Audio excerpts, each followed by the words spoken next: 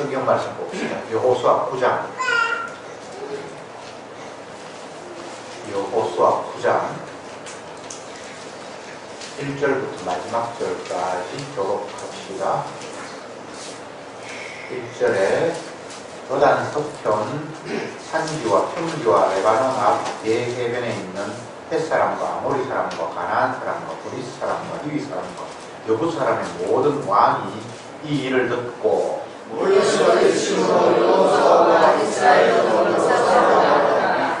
기본 거민들이 여호수아의 여리고와 하이에 행한 일을 듣고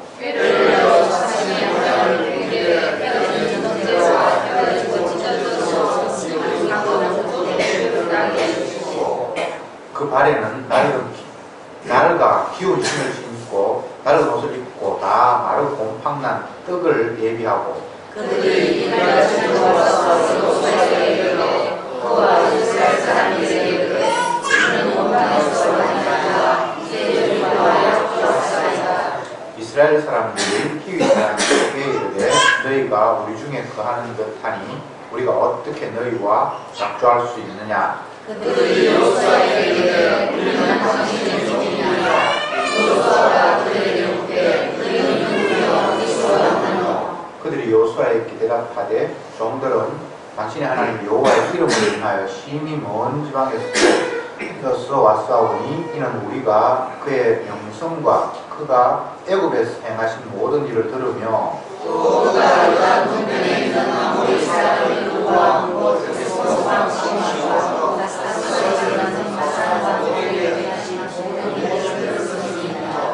그러므로 우리 장로들과 우리나라의 모든 거민이 우리에게 일러 가로되 너희는 여행할 양식을 손에 가지고 가서 그들을 맞아서 그들에게 이르기를 우리는 당신들의 종이니 청컨대 이제 우리와 작조하사이다 하라 하였나이다. 우리의 이름은 우리가 당신들에게로 오고 떠나던가에 그들이 주께서 우리를 거기 있어서 양식을 주시려니 소속과 이스라엘하라고 원하며 또 우리가 포도주를 담은 가죽 부대도 새 것이더니 찢어지게 되었으며 우리의 이 옷과 신도 여행이 심히 길므로 인하여 낡아졌나이다 한지라. 우리가 그들의 양식을 취하고 택할 것을 여호와께 묻지 아니하고 여호수아가 곧 그들과 파친하여 그들을 살리리라는 언약을 맺고 회중 족장들이 그들에게 맹세하였더라. 그들과 혼자만 되는 사기를 지나서 그들은 그들에게 일서 자기들에게 인정하라 하였더니라. 이스라엘 자손이 진행하여 제3일에 그들의 여러 성읍에 이르르니 그 성읍은 기본과 그비라와 베롯과 기랏 야림이라. 그러나 이스라엘 족장들이 이스라엘 하나님 여호와로 그들에게 맹세하고 이스라엘 자손이 그들을 지키고 간증하라. 그러므로 그들이 다 족장들을 망하니 모든 족장이 온 회중에게 이르되 우리가 이스라엘 하나님 여호와로 그들에게 맹세하였은즉 우리가 그들을 건드리지 못하리라. 우리가 그들에게 맹세한 맹약을 인하여 중조가 우리에게 맹하오니 이렇게 행하여 그들을 살리리라 하고 무리에게 이르되 그들을 살리라 하니 족장들이 그들에게 이르는 대로 그들이 온 회중을 위하여 나무 패며 물 깃는 자가 되었더라. 여호수아가 그들을 불러다니려고 하는데 너희가 우리의 몸에 가져가거늘 전차의 우리는 너희에게서 신기하여 그들을 지켜주시라. 그러므로 너희가 저주를 받나니 너희가 영영이 종이 되어서 다 내 하나님의 칩을 위하여 나무 패며 물 깃는 자가 되리라. 그들이 여호수아에게 대답하려고 해 당신의 하나님 여호와께서 그 종 모세에게 명하사 이 땅을 다 당신에게 주고 이 땅 모든 국민을 당신들의 앞에서 멸하라 하신 것이 당신의 종에게 분명히 들리므로 당신들을 인하여 인생을 드릴까 심히 기도하셔 끝까지 하시나이다. 보소서 이제 우리가 당신의 손에 있으니 당신의 의향에 좋고 옳은 대로 우리에게 행하소서 한지라. 여호수아가 또 그대로 그들에게 인하여 그들을 이스라엘 자손의 손에서 건져서 죽이지 못하게 하니라. 그날에 여호수아가 그들로 여호와의 택하신 곳에서 회중을 위하여 여호와의 단을 위하여 나무 패며 물 빚는 자로 삼았더니 오늘날까지 이르리라. 아멘. 여호수아가 가나안을 정복하기 위해서 점점 지역을 위로 이제 올라가는 그 과정에서 벌어진 일입니다. 처음 여리고성을 정복했고 그 다음에 아이성을 이제 자기 손아귀에 넣고 이제 어느 정도 가나안 지역의 중반쯤 이르렀는데 이미 가나안 지역에 사는 사람들은 이스라엘 백성들이 애굽에서 건너와서 광야길을 거쳐서 가나안 땅으로 이제 진입을 했는데 큰 성 여리고를 이겼고 또 두 번째 성 아이성을 완전히 섬멸했다라는 소문이 가나안 일대 다 번졌겠죠. 그러니까 나머지 주변의 지역의 왕들이 모여서 어떻게 하든지 이 이스라엘을 더 이상 침략해 오지 못하도록 연합을 했는데 그 가운데 히위 족속이라는 사람들이 히위 족속 가운데도 큰 도성인 기브온 사람들이 이들과 연합해서 이스라엘을 물리치려고 한 것이 아니라 이들은 이스라엘에게 항복해서 우리가 살 국리를 해야 되겠다 이런 계획을 가지고 거짓말로 가나안 사람이 아닌 것처럼 먼 지역에서 우리가 찾아왔다. 그래서 당신들과 협력해서 화평을 맺자. 더 이상 당신들의 민족과 우리 민족끼리 싸우지 않고 화평하게 지내자고 거짓말로 이제 멀리서 온 것처럼 뭐 행세 또 초라하게 꾸미고 가방에 이런 것들이 다 날아가서 먼 길에서 온 것처럼 거짓말을 시켜서 여호수아가 속고 그래 당신들이 이곳까지 와서 우리와 화평하자고 했으니까 당신의 나라와 우리는 싸우지 말자라고 맹세를 했는데 나중에 알고 보니까 3일 후에 그 지역 사람이었다는 것이 이제 밝혀졌는데 하나님 앞에 맹세했으니까 화평하기로 안 죽이기로 맹세했으니까 이 기브온 사람들은 절대 건드리지 마라. 다만 그들이 거짓말을 시켰고 속였기 때문에 우리의 종이 되어서 성전에서 나무를 뭐 하고 물 깃는 그런 일로 너희들은 평생을 살아라. 이렇게 이제 했다는 이야기가 성경에 기록되어 있습니다. 가나안은 이게 가나안이라고 치면 7족속, 7족속이 사는데 그 가운데 하나 족속이 이제 히위 족속이에요. 히위 족속 가운데 오늘 기브온 사람이 있어요. 가나안의 7족속은 외부에서 침략해온 이스라엘을 막아야 될 책임이 있잖아요. 안 그러면 자기들을 다 죽이니까 뭐 사람을 살려두는 것이 아니라 완전히 다 진멸해버리는 사람이 이스라엘이라고 소문이 퍼졌으니까 죽기 살기로 막아야 되잖아요. 그래서 7족속이 힘을 합쳐서 이 이스라엘 백성들을 공격을 해야 되는데 그 가운데 큰 족속인 히위 족속 가운데서 기브온이라는 지역은 뒤에 성경에 보면 나오는데 히위 지역, 히위 족속 중에서 제일 큰 도성이라 그러니까 아마 이 지역에는 수도쯤 되는가 봐요. 우리나라가 팔도로 나누고 경상북도, 남도, 서울 이렇게 나눠져 있는 가운데 7개라고 치면 그 가운데 히위가 하나인데 거기에 제일 큰 도성이 이제 기브온이란 말이죠. 이 사람들은 이 전체 7족속이 힘을 합쳐서 이스라엘을 죽기 살기로 싸우자라는 그런 데 동의하지 않고 몰래 사신을 보내서 화평을 맺어서 살아남기로 작전을 짰단 말이에요. 그러니까 다른 지역의 사람이 생각해보면 히위 족속 가운데 기브온 사람들은 얍삽한 사람이에요. 마치 여리고 성을 점령하려고 적함을 보냈을 때의 기생 라합이 민족들을 속이고 그들을 영접한 것과 똑같은 그런 제2의 민족을 배반하는 그런 일이 또 발생하고 말았습니다. 그러니까 기브온은 범위가 더 넓은 제2의 기생 라합이다. 이렇게 생각하면 돼요. 원래 가나안의 그 모든 거민들을 하나님께서 다 죽이고 진멸하라고 말씀을 하셨어요. 그러면 그곳에 사는 기생 라합도 당연히 죽어야 되고 오늘 본문 나타나는 기브온도 당연히 죽어야 되죠.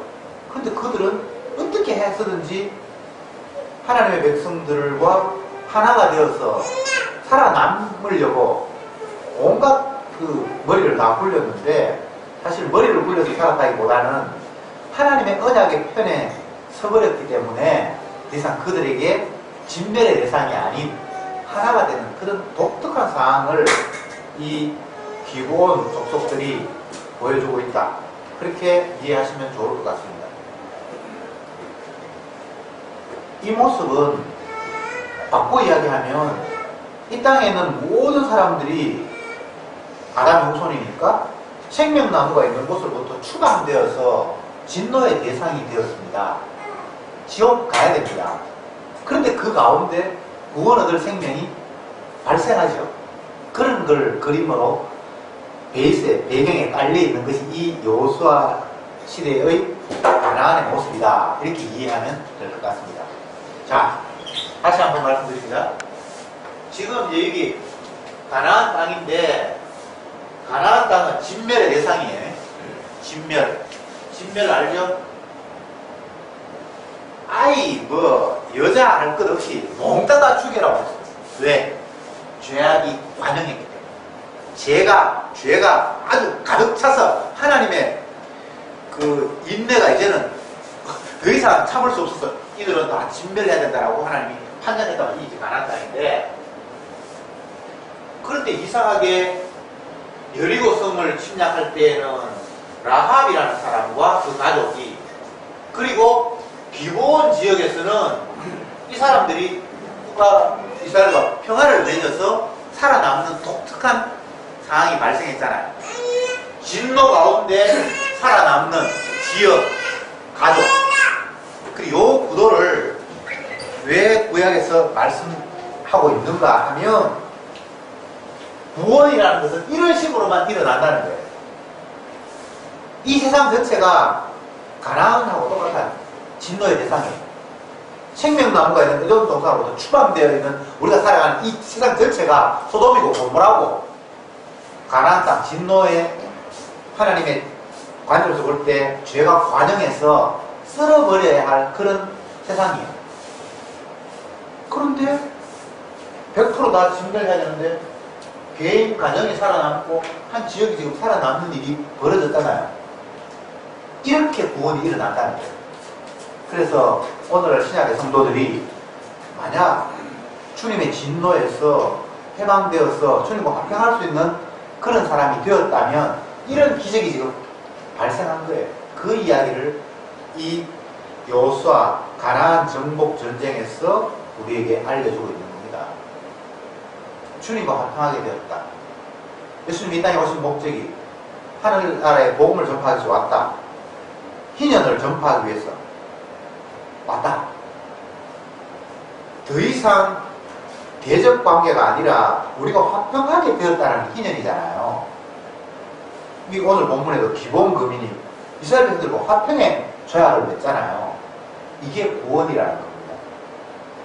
얼마나 놀라운 일인가 하면, 이들은 여호수아가 너희들이 거짓말로 우리에게 화평을 맺었으니까 평생 우리의 종이 돼야 된다. 성전에서 나무 패고 물 길는 일을 하면서 너희들이 평생 저주받아야 된다. 감사합니다. 감사합니다. 그걸 기쁨으로 받아들여요. 기본 금이. 성도가 이러해야 한다는 겁니다. 우리가 주님 앞에 나아갈 때에 당연히 내가 주님의 백성으로 대접받고 살아야지, 이런 모습이 아니라 내가 주님의 문지기로 있다 할지라도 그것은 너무나 영광스러운 자리입니다. 그게 성도의 삶이어야 하고 오늘 본문에 나타난 기본의 신앙의 모습이라고 성경은 우리에게 일러주고 있습니다. 기본 금인들, 이 사람들이 이제 성경에 나중에 뒷부분에 보면 군데군데 나타나는데, 최고로 우리에게 잘 알려진 사람은 우리야. 다윗이 그 바세바를 범하잖아요. 그 바세바의 원래 남편이 우리야거든요.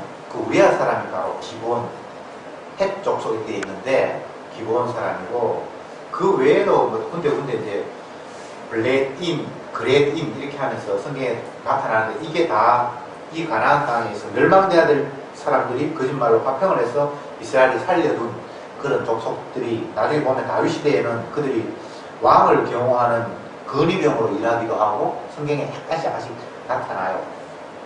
어쨌든 함께 할 수 없는데 기적적으로 화평을 맺어서 그들과 존속하는 희한한 모습을 이 성경을 통해서 보여주는 겁니다. 기본 사람들이 사는 그 지역과 지금 현재 이스라엘 백성들이 머물고 있는 길갈 지역은 거리상으로 약 24km 정도밖에 안 된다고 해요. 여기서 이야기하면 뭐 경주 뭐 초입 정도밖에 안 되겠죠, 그죠? 그 가까이 있는 사람인데 마치 가나안 땅의 사람이 아닌 것처럼 벌써 우리가 왔던 것처럼 거짓말로 가지고 온 배낭을 다 낡게 하고 심지어는 그들이 준비한 뭐 음식 같은 것도 딱딱해서 막 곰팡이를 피게 하고 어쨌든 속이고 거짓말을 했음에도 불구하고 화평을 맺었고 더 이상 우리가 서로 싸우지 않게 사이좋게 지내자라고 약조를 했기 때문에 하나님 앞에 약조를 했기 때문에 결국은 가나안 족속들이 다 진멸할 때에 이들은 하나님께서 살려두셨다라는 이 단순한 이야기, 뭐 복잡한 이야기가 아니에요. 단순한 이야기. 왜 이걸 성경에서 강하게 우리에게 말씀하고 있는가? 굉장히 많은 분량을 왜 이런 이야기를 서술하고 있는가? 성경은 쓸데없는 이야기를 기록한 것이 아니라 주님의 마음을 자기 백성에게 전하는 거예요. 하나님은 이런 분이다.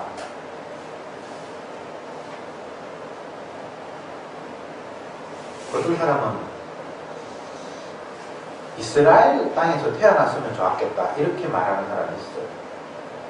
성지순례 할 필요도 없고 성경을 이해하기 위해서 지명 같은 걸 상상할 필요도 없고 뭐 마을산, 그리심산, 에발산 이런 자기 지역에 있으니까 그런 게 뭐 갈릴리 호수 예수님이 어디에서 어디 갔다 여리고로 갔다 내려갔다 이런 이야기를 성경에 하면 우리는 도대체 왜 내려갔다고 할까? 그럼 저쪽이 지역이 높고 저쪽이 낮단 말이니까 여러 가지 상상을 해야지만 겨우 이해할 수 있는데 그 지역에 사는 사람들 같으면 너무나 자기 동네를 이야기하니까 하나님의 말씀을 생생하게 이해할 수 있지 않을까라는 이런 생각에 우리가 이스라엘에 태어났으면 좋겠다 이런 말을 하시는 분이 없지 않아 있는데 물론 뭐 성경을 이해하는 측면에서는 좀 그런 게 있을 수 있습니다만 지금 이스라엘 사람들 역시 성경적으로 보면 영적으로 이방인이에요. 생명나무가 있는 곳으로부터 추방된 사람이에요. 그래서 이 땅에 있는 모든 인간들은 영적으로 이방인 아닌 사람이 없어요. 근데 이걸 잘 이해를 못하니까 오늘날도 국가 이스라엘은 하나님의 택한 백성이고 나머지 지역 사람을 이방인이라고 이렇게 생각을 하는 경향이 있어요. 이스라엘 백성들이 그렇게 착각을 했잖아요. 그들도 이미 예전부터 추방된 사람인데 생명나무가 없는 곳에서 자기들이 살고 있음에도 불구하고 모세 율법을 받았고 조상이 아브라함이라고 하는 이유 때문에 자기들은 이방인이 아니라고 착각을 했어요. 그래서 자기를 침략해왔던 로마 군병들이나 이런 사람들을 이방인이라고 생각했죠. 근데 주님은 다르게 생각해요. 다 이방인이에요. 이 땅에 이방인이 아닌 사람은 없습니다. 주님의 은혜로부터 배척받지 않는 사람이 없습니다. 진노의 대상, 진멸의 대상이 아닌 피조물은 없습니다. 그러니까 다 이방인인데 진노를 당해야 되는데 진노 안 받는 사람이 있네. 도대체 어떻게 그렇게 된 거지? 하나님의 언약과 화평을 맺은 사람, 그 언약을 믿고 언약대로 수용하겠다는 라합 같은 사람, 기브온 같은 사람, 이런 사람들은 진노의 대상이 아니라 진노 가운데서 구원 얻는 기적이 일어났더라. 이게 여호와의 구원을 보여주는 거죠. 여기서 중요한 것은 기본 사람들의 행위가 대단했다라는 그런 차원에서 바라볼 것이 아니라 하나님이 구원할 사람들은 이런 식으로라도 건지더라는 거예요. 아버지께서 내게 맡긴 생명은 하나도 잃어버리지 않고 다 건진다. 이게 예수님의 목표잖아요. 예수님 이 땅에 오신 이유가 아버지가 내게 맡긴 생명은 내가 끝까지 다 건져내려고 이 땅에 왔다는 거잖아요. 그러니까 그 구원이라는 구원받는 사람에 의해 일어나는 게 아니라 구원하시는 사람에 의해 결과적으로 구원받는 사람이 생기는 거예요. 그래서 이 기본 사태를 이해할 때도 기본 사람이 대단하구나, 라합이 대단하구나 라고 보면 안 되고, 하나님의 택한 백성은 저런 환경 속에서 주님이 기적적으로 건져내시네, 이렇게 봐야 된단 말이죠. 성경을 읽으면서 우리가 가장 크게 오해하는 부분이, 내가 주도권을 가지고 주체가 되어서 하나님께로 접근하고 구원을 따내기 위해서 안간힘을 써야만 하는 것처럼 생각을 하고 성경을 봐요. 누가 기도에 응답을 받았다고 하면 그 응답 받은 그 사람이 원인이 되어서 응답이 온 것처럼 그렇게 이해하는 성경을 본다고요. 오늘 이 본문을 이야기하면 기브온이 구원을 받았으니까 이들이 같은 동료들의 가나안 안에 있는 7 족속들과는 다르게 생각을 하고, 히위 족속 가운데도 다 기브온 사람에게 동조한 건 아닙니다. 기브온 지역 사람들만, 또 큰 성이었으니까 아마 그 지역에서는 수도였겠죠. 그 사람들만 사바사바해서 우리는 다른 족속들처럼 이스라엘을 대적하려고 생각하지 말자. 하나님이 이 땅을 저들에게 주셨는데 우리가 대적한다고 이길 부분이 아니다. 차라리 우리가 속였더라도 너와 우리는 서로 싸우지 말고 화평을 하자라고 조약을 맺자라는 것이 이들의 아이디어나 지혜로 말미암아 구원을 얻었다고 이렇게 몰고 가면 안 된다는 거예요. 아시겠습니까? 주님이 이들을 구원할 백성이라고 찍어놨기 때문에, 이들은 심판 가운데서 구원해야 되겠다고 선택한 자이기 때문에 이들에게 이런 생각을 하게 하고 이런 반응을 겪게 했다라고 성경은 이야기하기 때문에 우리는 그런 식으로 성경을 봐야 된다는 거예요. 오전에 베드로가 예수님을 만나고, 물론 그 전에 봤겠죠. 봤을지 안 봤을지 그건 뭐 정확하게 성경에 모르겠습니다만, 아무튼 시몬의 집에 가서 그의 장모의 열병을 고쳤다는 이야기가 그 앞부분에 사장에 나타났으니까 본인이 있을 수도 있고, 아니면 예수님이 왔다 가셔서 우리 장모님 열병 고쳤다라고 들었을 수도 있고 그랬는데, 구체적으로 5장에 넘어오면 예수님이 호숫가에서 베드로의 배를 올라탔단 말이죠. 본인이 그렇게 예수님 앞에, 아유 예수님 사람들 몰려드니까 차라리 내 배에서 설교해 주시오라고 자기가 장소를 제공한 건 아니고, 일방적으로 예수님이 그냥 그렇게 하셨어요.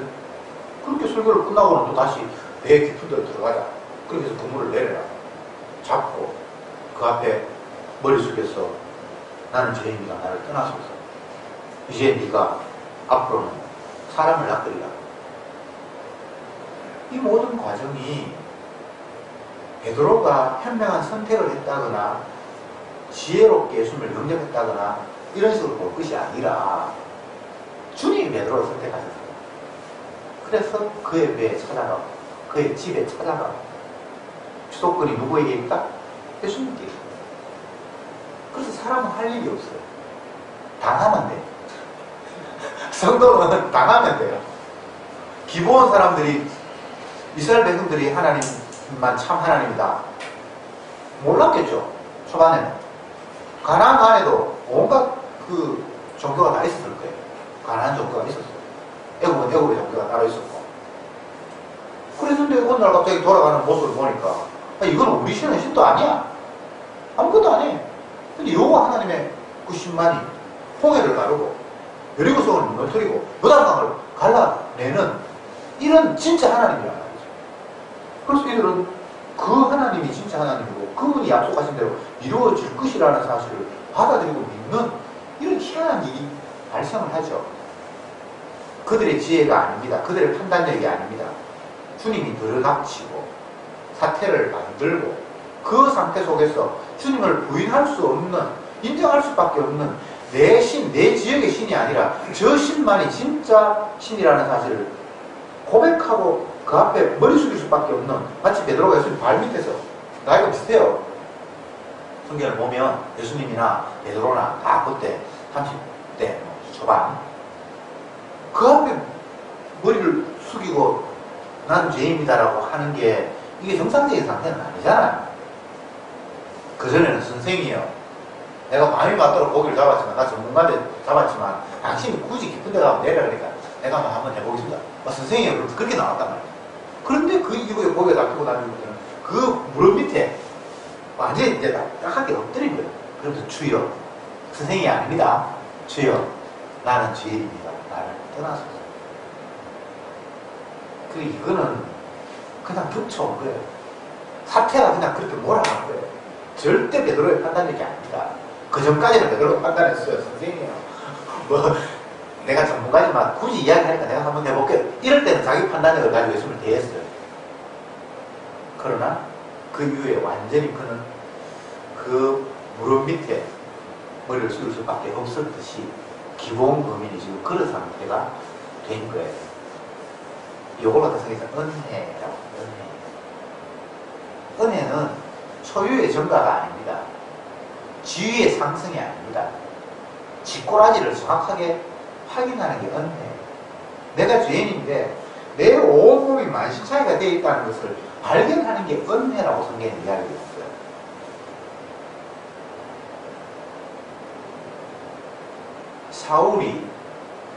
바울된 사울이 처음 예수님을 만났을 때에 다메섹 도상에서 주님이 찾아오셔서 사울아, 사울아, 왜 네가 나를 비판하느냐라고 처음 주님이 사울을 찾아왔어요.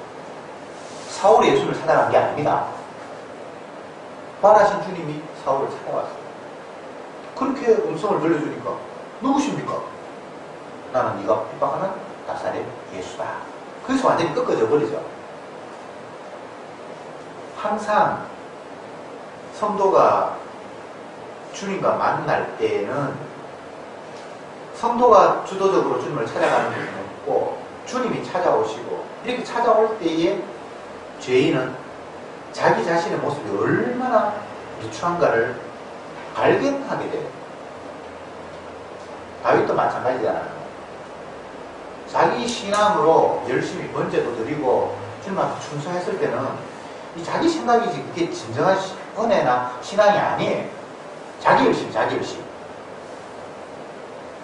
그런데 주님이 찾아오고 만나니까 나는 사도 바울은 죄인 중에 개수라고 했다면 나는 태생부터 죄인. 엄마가 죄 가운데 내 태어났으면 나는 따질 것 없다는 식으로 고백을 하게 되잖아요. 그걸 은혜라고 하는 은혜. 지 모습 확인하는 것.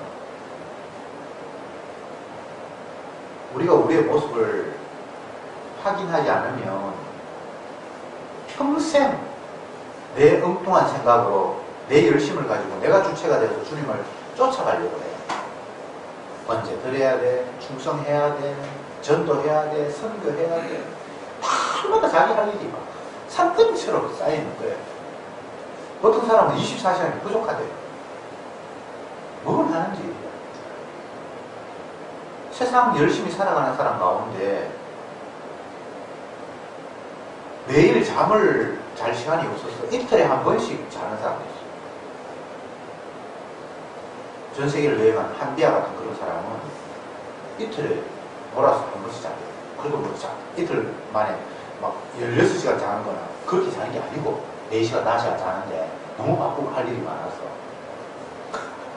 얼마나 무섭습니까? 우리가 할 일이 뭐가 그렇게 대단한 일이라고. 잠도 안 자고. 그게 내가 주체가 되어서 내 능력 가지고 뭔가를 해야 되겠다는 생각이 가득 찼기 때문에. 그런데 이렇게 기본 범인처럼 아니면 오늘 본문에 나타난 오전 설교에서 나타난 베드로처럼 주님을 만나면 내가 할 일이 없어요. 주가 하시는 일에 굿이나 보고 떡이나 먹는 식이죠. 왜 여호수아는 기브온 군민에게 너희들은 저주를 만나니 이제 영영 종이 되어서 하나님의 집에 나무를 패고 물 깃는 그런 자가 되라 라고 이렇게 얘기했겠습니까? 기브온 군민에게 그게 저주가 아니에요. 너무 고마운 일이에요. 하나님의 성전에서 종이 되는 게 얼마나 좋습니까? 이 본문을 보면 그분이 너희들이 저주를 받아서 그 일을 해야 된다고 얘기를 하는데 이 사람은 너무나 기쁜 마음으로 그 일 하겠습니다. 그보다 더 귀한 일이 없는데 이게 성도의 마음이라는 거예요. 우리가 뭔가 하나님 앞에 대단한 일을 하는 것처럼 나는 좋은 게 아닌 자인 것처럼 거들먹거리고 나는 당신과 달라 주의 종이야. 그런 사람은 주님을 만난 사람이 아니에요. 정말 주님을 만난 사람은 그렇게 인간들이 볼 때는 저주받은 일이고 종이 해야 될 일을 하나님 앞에 기쁨으로 그보다 더 귀한 일이 없다고 생각하는 거죠. 다윗이 은혜를 받고 난 이후에 하나님의 집에 문지기로 있는 것이 좋사오니 이렇게 얘기를 했어요. 문지기라는 것은 지금도 마찬가지입니다. 그 경비잖아요. 아파트 경비. 예, 수위. 옛날이나 지금이나 그게 귀한 일 아니거든요. 근데 하나님 집에 문지기로 있는 게 내가 좋다는 거예요. 뭐 가장 천한 일이 있어도 그게 나는 귀하게 여겨진다는 거예요. 세례요한도 마찬가지잖아요. 주님의 발등상 되기도 나는 감당하지 못하겠다. 주님이 신발등 올려놓고 밑에 있는 거 그것도 나는 감당하지 못해요. 이게 종이나 마찬가지 똑같은 이야기예요. 신발 끈을 풀기도 감당하지 못해요. 주인의 신발 끈을 풀면 종이거든요. 나는 그것도 너무나 귀한 일이다. 똑같은 뉘앙스잖아요. 물 깃고 나무 패고 그게 종들이 하는 일인데 성전에서 그거 하라고 그러니까 하지요. 감사합니다. 감사합니다. 이런 모습. 은혜가 깨달아지면 모든 게 다 감사해요. 모든 게. 도대체 이런 것들을 누리는 자체가 얼마나 귀한지 몰라요. 3일 전쯤 됐나? 아들이 이제 카톡이 와서 아버지 집에 물이 나와요? 그렇게 문자가 왔어요. 저는 물이 왜 안 나오는지 몰라. 들어보니까 나와서 왜 묻니? 물 잘 나오는데 그러니까 뉴스를 보니까 울산에 뭐 어떻게 해서 물이 안 나온다고 자기가 봤다는 거예요. 그럼 조금 생각을 해봤죠. 요즘까지 이렇게 더운데 물론 이제 조금 시원했습니다만 물이 안 나온다. 이거 엄청난 일이잖아요. 평소에는 물이 없고 내가 달달이 수도값 내고 물 나오는 게 하나도 그게 감사한 것도 아니고 뭐 너무나 당연한 일인데 수도 표면 물 나오는 게 너무나 당연한 일인데 이게 당연한 일이 아닐 수 있겠구나라는 생각을 잠시 하게 된 거예요. 점심시간에 물어보니까 이놈 이사님 그쪽 공장에는 물이 안 나와가지고 완전 불나가지고 안 먹고 한참 있다가 새벽 2시에 물이 나왔다고 그렇게 말씀하셨는데 무엇 하나 그분이 허락하시고 용납하시지 않으면 우리에게 올 수 있는 게 아무것도 없는 게 이 세상의 구조예요. 시장에서 참새 한 마리가 서로 거래되는 것도 주님의 사인이 없으면 안 되게 돼 있어요. 황혜주 집사가 토요일날 이사 간다고 다 갔는데 본인은 그 빈집에 남아가지고 그래 자태 주인이 돈을 안 내줘가지고 참 희한한 일이 있죠. 분명히 약속을 했는데 몇월 며칠까지 주인이 돈이 없고 새 들어오는 사람은 뭐 돈 받고 줘야 되는데 귀환은 다 됐지만 오는 사람이 없으니까 막 안 준다 그러고 저쪽에는 이미 또 날짜 계산해가지고 언제 이사 간다 그러니까 이제 은행에 빚내가 어쨌든 저기는 이사를 갖고 이제 돈을 못 받으니까 관리를 못하고 빈집을 혼자 잠잤대요. 인간들을 보면 사실 말이 안 되는 거예요. 그죠? 그런데 그런 일이 주님이 허락하시면 그런 거예요. 내가 내 돈 가져가야 되는데도 안 주면 못 받는 거예요.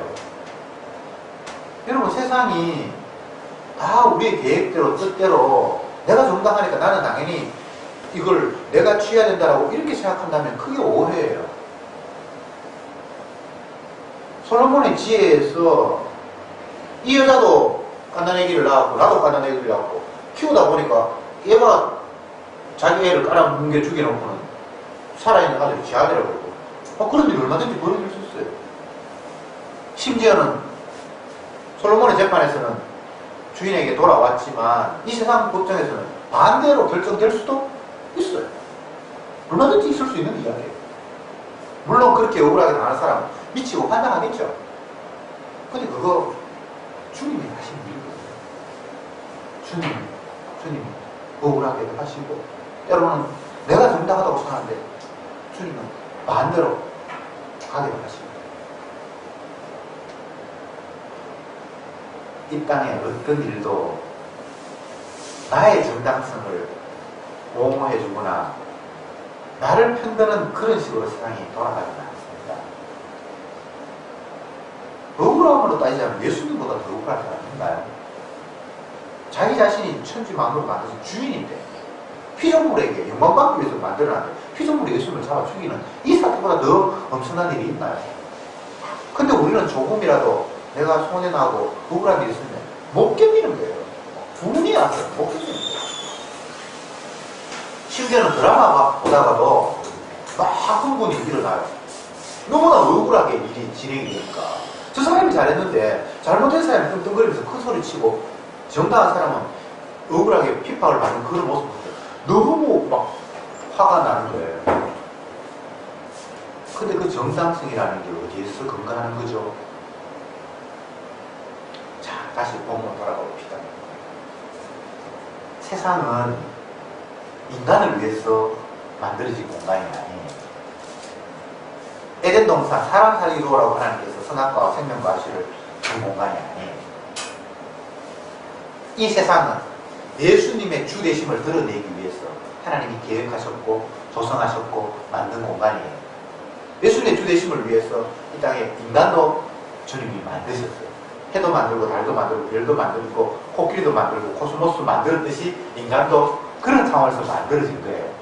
인간이 만물의 주인이라고 영장이라고 그건 마귀의 소리예요. 아니에요. 절대 아닙니다. 그런데 선악과를 따먹은 인간은 인간이 주인이라는 것을 못 알았어. 본인 자신이 세상에 센터가 중심에 돼 있어. 비가 안 와도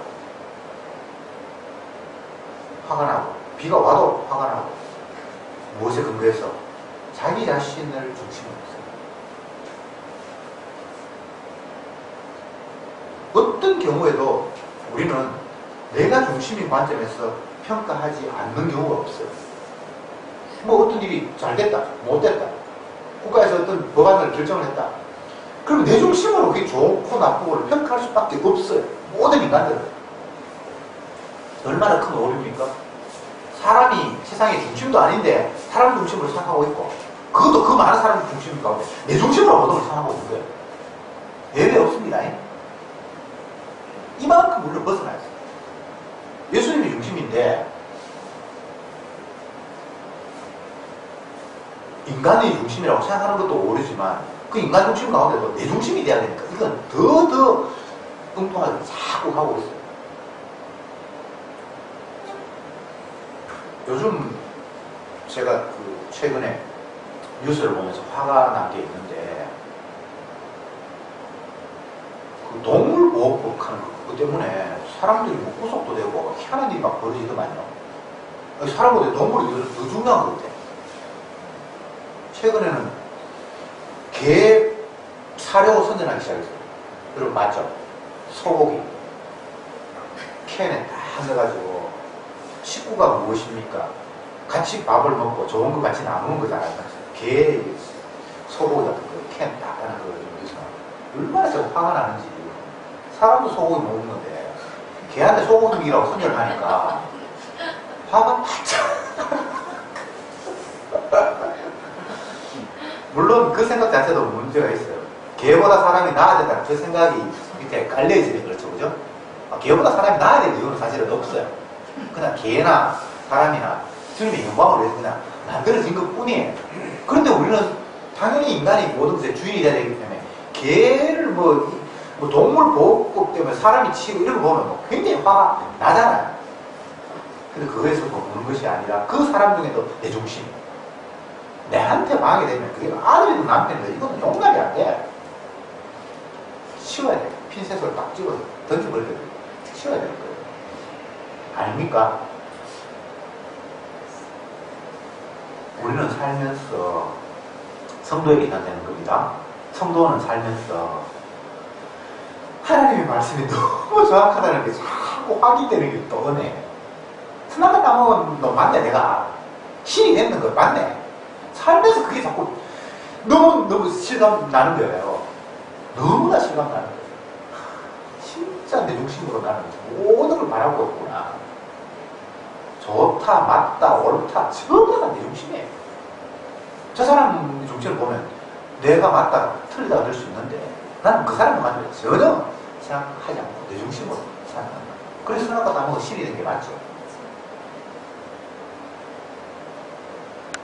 그러니까 예수님은 자기 자신이 주라고 그러고 만물이 나의 중심이 되어 있다. 신약성경의 예수님의 행적을 주의 깊게 살펴보면 진짜 예수님 자기 마음대로예요. 어느 마을에 가서 나귀를 끌고 오라. 누가 뭐라 그러면 좋아 쓰리겠다 하라. 호수가에서 왜 베드로 나는 배 위에 그냥 올라가는 거 양이도 안 구하고. 그 상식으로는 안 맞잖아요. 각자가 주의되어 있는 그 자기의 공간. 베드로 같으면 베드로가 돈 주고 배를 샀겠죠. 그래서 자기가 날마다 관리를 하고 했겠죠. 근데 물에 뭐지도 안 하고 배 사기 이거 뭐 얼마 주겠습니까? 양에도 안 먹고 그냥 또 올라가서. 그래서 주님은 진짜 자기가 주인 돼서 마음대로 행동을 하는데 하나도 그게 이상하지 않은데 내가 주인이라고 착각을 하니까 주인 되신 분이 침입해 오는 거에 대해서 어이씨 내가 주인인데 왜 와? 이런 마음이 인간에게 든단 말이죠. 주님은 우리에게 벌써 찾아오면요 상당히 우리는 당황합니다. 이러면 안 되는데 주님 제발 좀 나만의 공간을 좀 그냥 내버려 두십시오. 이 누추한 이곳까지 와서 간섭하시면 너무 심한 거 아닙니까? 이런 마음이 들어요. 그게 여전히 나의 주인은 나라는 식의 마귀의 사고에 젖어있기 때문에 내가 어떻게 주인입니까? 여러분을 만들었습니까? 의사도 지 생명 지가 마음대로 못해요. 지가 남 고친다 그러고 남 건강 만들어준다 그러는데 지도 지를 어떻게 못해요. 의사는 인간의 보편적인 수명보다 10년 일찍 죽는다. 너무 스트레스가 쌓여요. 여러분 뭐 자녀들이 의사 된다고 축하하고 축하할 일인지 안 주시는 사람도 있어요. 엄청나게 스트레스 쌓이는 거예요. 좋다 그러고 부럽다 그러고 돈 많이 번다 그러고 결코 그게 좋은지 안 좋은지 좋다라는 개념 자체도 사실 이게 잘못된 거지만 어쨌건 주님은 자기 자신의 주되심을 드러내기 위해서 세상을 만드셨고 그 가운데 이스라엘이라는 독특한 나라를 너는 내 거야 라고 딱 자기 소유로 삼으셨고 그들을 애굽에 집어넣었다가 다시 가나안 땅으로 집어넣는 이 모든 과정 그리고 가나안 땅에 들어가서는 또 이방인에게 침략 땅에서 흩어졌다가 다시 자기 고국으로 돌아오고 이 구약 이야기잖아요. 그죠?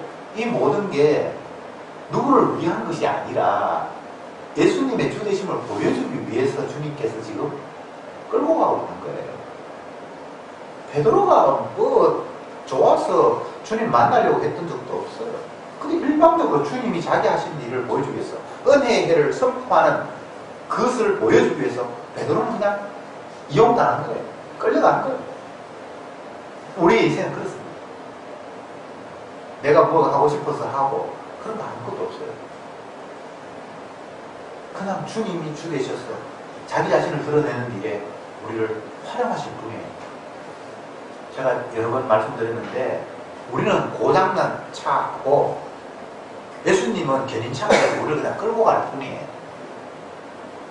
깜빡이 좌회전 깜빡이 내가 켰다고 해서 좌회전으로 가는 게 아니에요. 그냥 앞에 견인차가 왼쪽으로 가야 될 것 같으면 그냥 가는 거죠. 근데 우리는 착각하죠. 내 주님이 내 기도를 들으셨다고. 근데 늘 우리 그렇게 착각하는 거예요. 내가 그거 원했는데 하나님께 내 거 들으셨다고. 그건 내 거 들으신 거 아닙니다. 주님이 자기 편으로 그냥 끌고 가는 거예요. 그러니까 저 사람은 열심히 기도하니까 주님이 들어주고. 그 말이 되는 겁니까?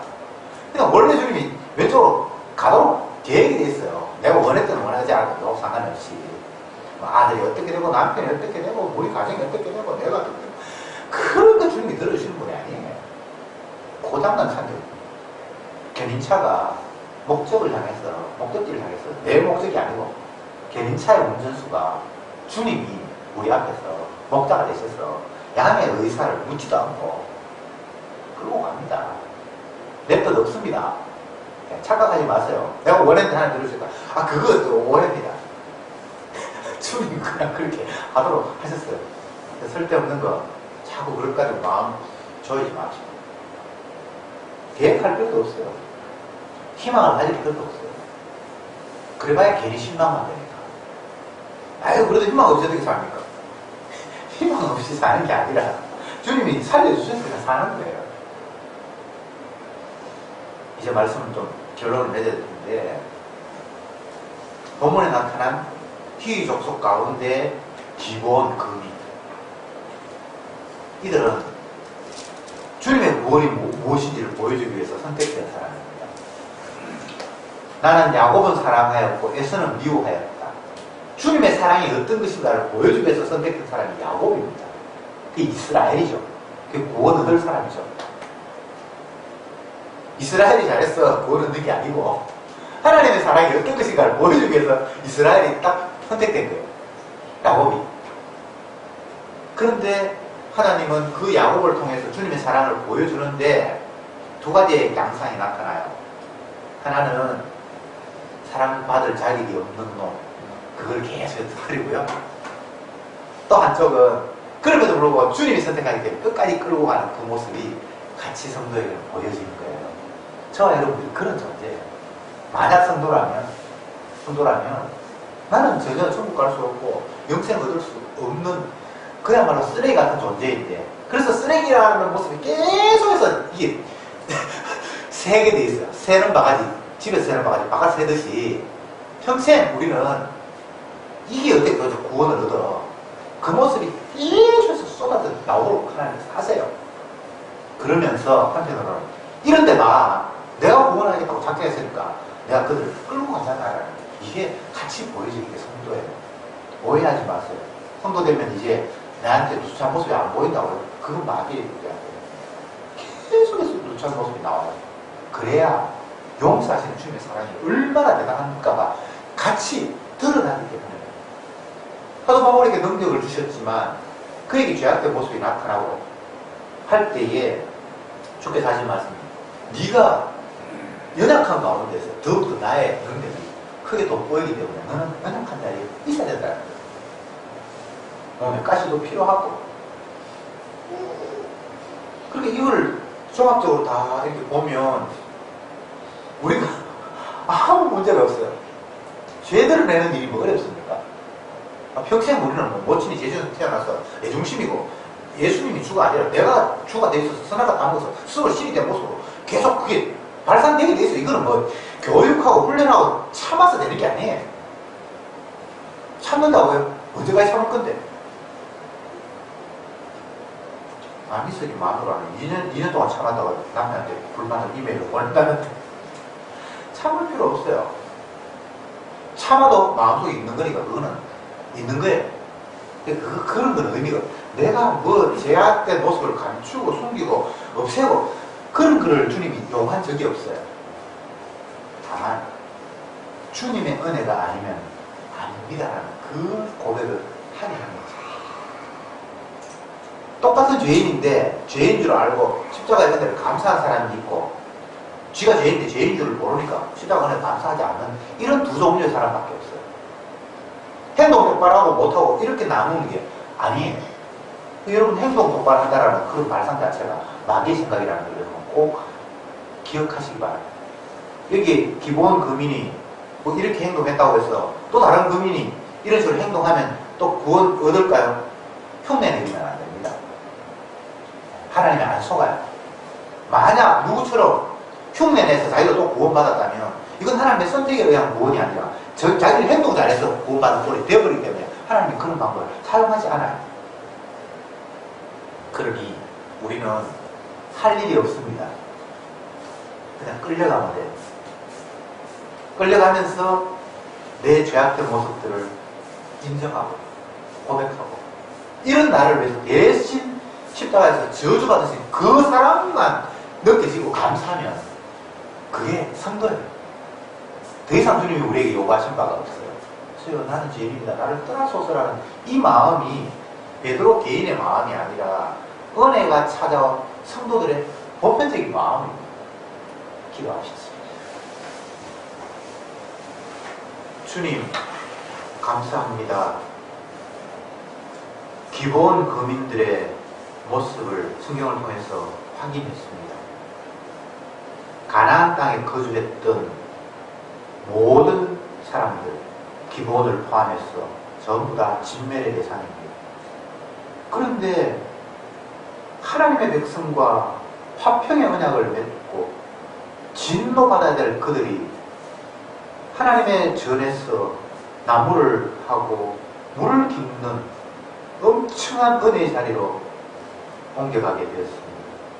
이것이 바로 구원 얻은 성도의 모습이라는 사실을 오늘 말씀을 통해서 확인했사오니 제발 나의 구원을 정당한 것으로 당연한 것으로 교만을 떠는 자가 아니라 진노의 대상이라는 사실을 늘 인정하게 하시고 그럼에도 불구하고 주님의 사랑이 주가 우리에게 손을 뻗어서 맺은 화평의 그 언약이 우리를 살렸다는 사실을 깨달으면서 순간순간 그 주님의 사랑만을 감사하며 찬송하며 살아가는 그들이 되게 하옵소서. 예수님의 이름으로 기도드리옵나이다. 아멘. 마치겠습니다.